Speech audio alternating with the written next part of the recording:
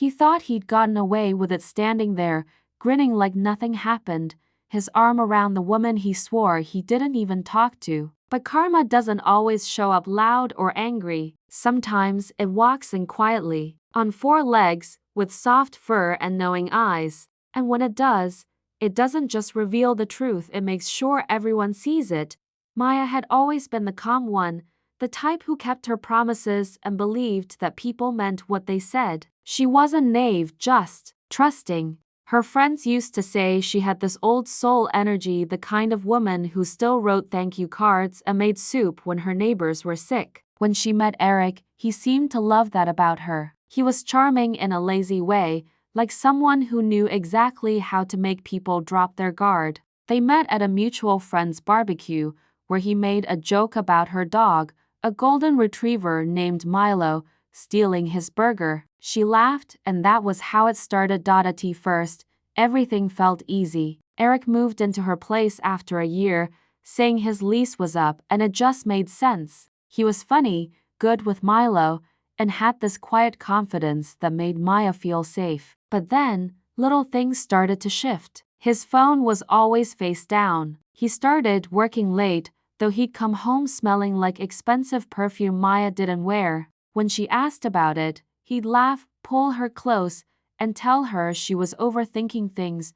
Maya wanted to believe him. She wanted to think she was just tired, that maybe she was making things up. Though Milo knew better, her dog had never liked Eric much after the first few months. When Eric walked into a room, Milo's ears would lower slightly, not in fear, but in quiet suspicion. He'd place himself between them sometimes, standing protectively near Maya when Eric raised his voice during arguments. Once, Eric shoved him out of the way and muttered something under his breath that Maya didn't catch, but Milo didn't forget. The final straw came on a rainy Thursday. Eric had left his laptop open on the kitchen counter before rushing out, saying he was meeting a client.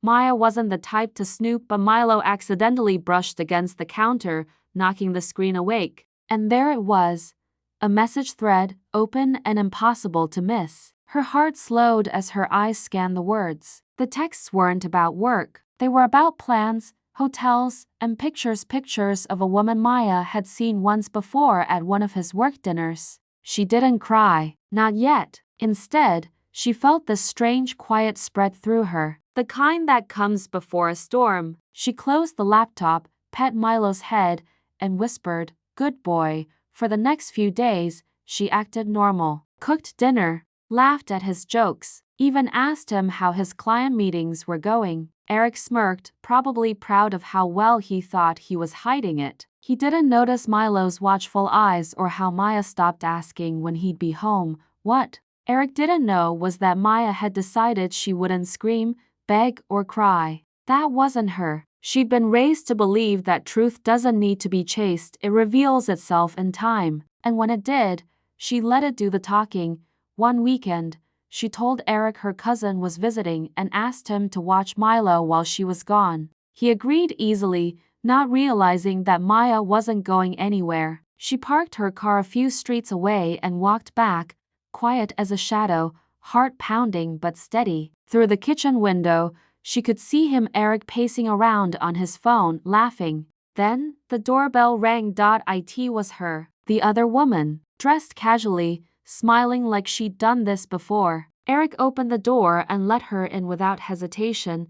Maya felt her chest tighten, but she didn't move. She wanted to see what truth looked like, raw and real. Inside, Milo barked once, low and sharp. Eric told him to shut up, but the dog didn't. He barked again, louder this time, standing near the kitchen counter, staring at the woman's purse. Confused, she stepped closer, and that's when it happened. Milo nudged the bag off the chair, spilling it open. What fell out made Eric freeze. A necklace, Maya's necklace, the one she'd lost 2 months ago.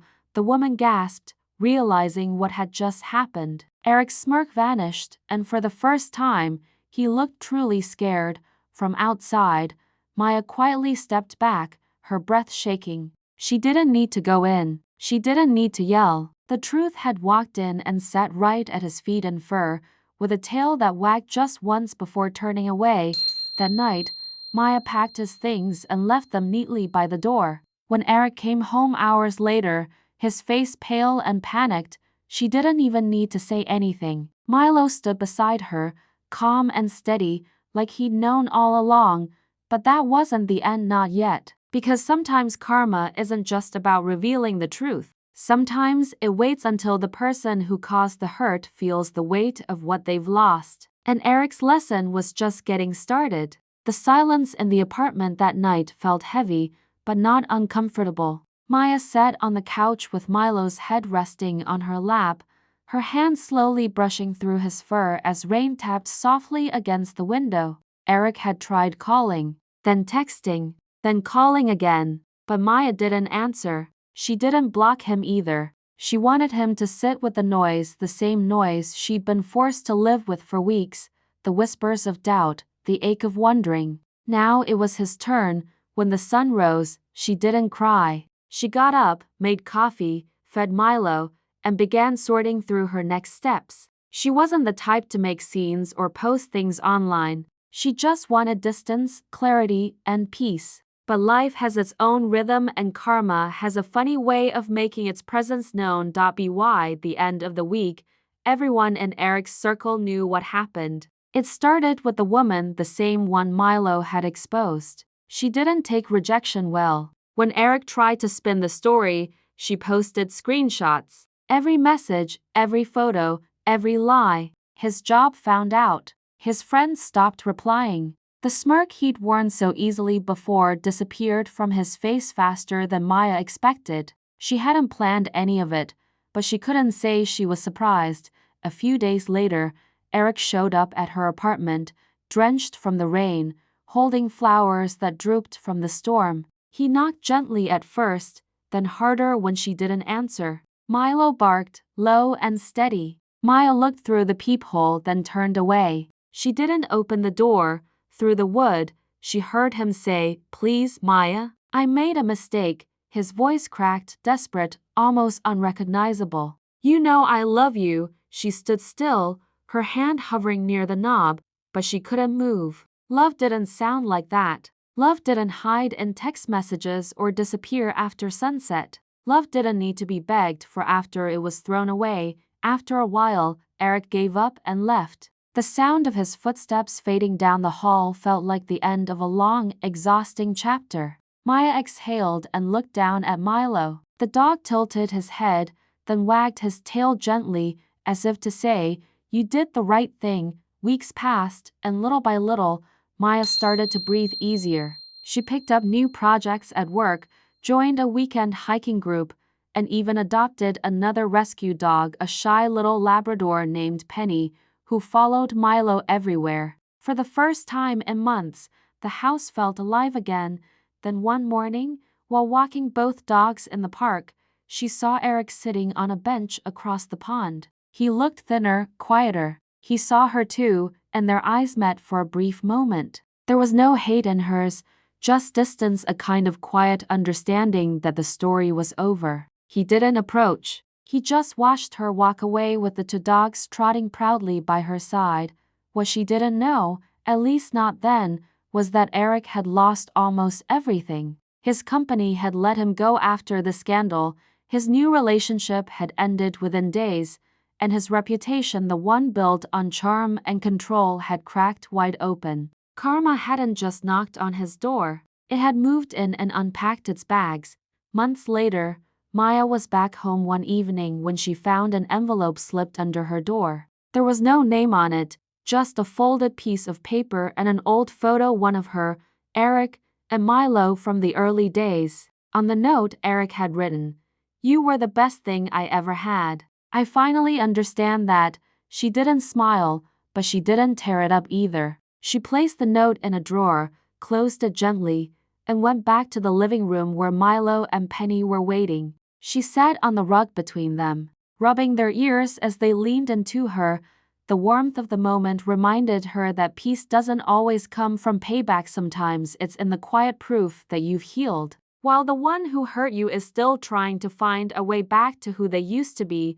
A few months later, A friend invited Maya to a small charity event at the local animal shelter. She almost didn't go, but she decided to show up mostly because the shelter had been where she adopted Penny. She brought both dogs, dressed casually, hair tied back, not expecting anything other than a quiet evening, but when she arrived, she froze for a second. Eric was there. He was volunteering walking one of the shelter dogs. He saw her too. Their eyes met again, and this time, he smiled, not the smirk she remembered, but something small, tired, and real. He didn't come over. He just nodded once, as if to say thank you, and she nodded back. It was the simplest kind of closure. No apologies, no promises, no long conversations. Just two people standing on opposite sides of a story that had finally run its course. As she left, Penny tugged at her leash, chasing after a falling leaf,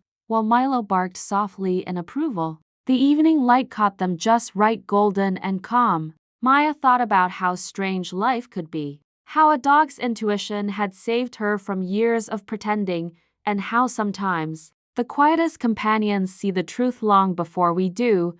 She smiled to herself, whispering, "You really did know better, didn't you, boy?" Milo wagged his tail, his eyes bright with something that almost looked like pride. By the time they reached home, the world felt lighter. No revenge, no bitterness, just a story that had written itself perfectly, in its own rhythm, and maybe that's what karma really is. Not punishment, not payback, just balance arriving softly, exactly when it's meant to. As for Eric, no one really knew what happened next. Some said he moved away, others said he started fresh somewhere new. But for Maya, that part didn't matter anymore. The only thing that did was sitting right beside her, tail thumping, eyes gentle, heart loyal, proof that sometimes the purest kind of justice doesn't need to speak. It just shows up in fur.